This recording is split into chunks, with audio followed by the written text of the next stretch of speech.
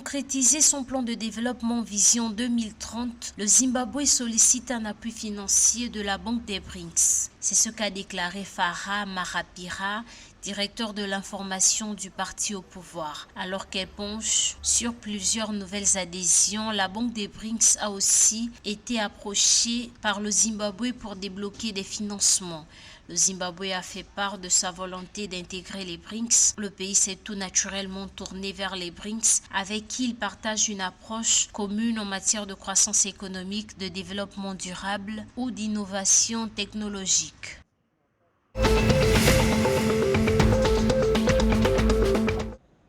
L'Angola va former 38 000 professionnels de santé d'ici 2027.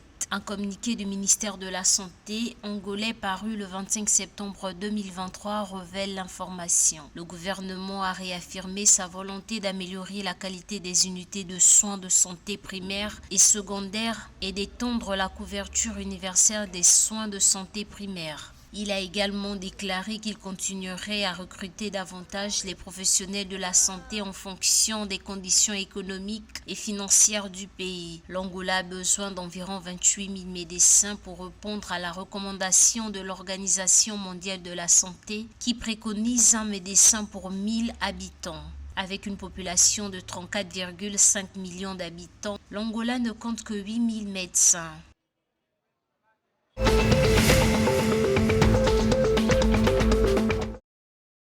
S'exprimant lors de la 78e Assemblée générale des Nations unies, le président du Malawi, Lazarus Chakwera, a réitéré la nécessité pour son pays de passer à l'économie numérique comme moyen de faciliter l'accès aux services et de stimuler le développement socio-économique.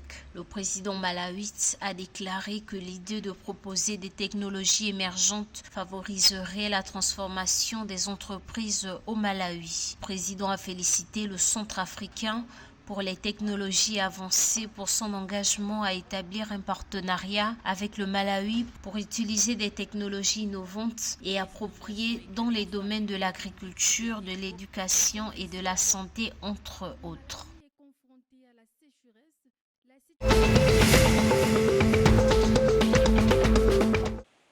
Le faible débit d'eau dans le barrage Kariba est à l'origine du manque d'eau dans plusieurs quartiers de Lusaka, la capitale de la Zambie. Pour exprimer son désarroi face à la crise de l'eau à Lusaka, les populations ont lancé un appel au président zambien Hakainde Hichilema en rédigeant une lettre. Dans cette lettre, les populations exhortent le président à demander à Lusaka Water d'installer des points d'eau d'urgence à l'aide de citernes dans les zones durement touchées qui ne disposent pas de forage. Si cela n'est pas fait, l'environnement est propice à une crise de santé publique majeure. L'accès à l'eau et à l'assainissement sont reconnus par l'ONU comme des droits de l'homme.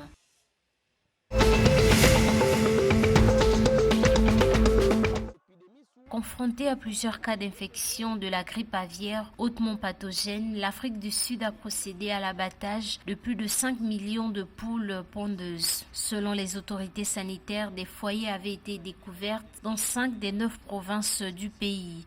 50 foyers de grippe aviaire avaient été signalés à la date du 21 septembre 2023. Face aux foyers de grippe aviaire, le ministère a exhorté les éleveurs à renforcer les mesures de biosécurité dans les exploitations. La grippe aviaire menace l'industrie sud-africaine de la volaille et on estime en conséquence que les prix du poulet et des œufs devraient grimper.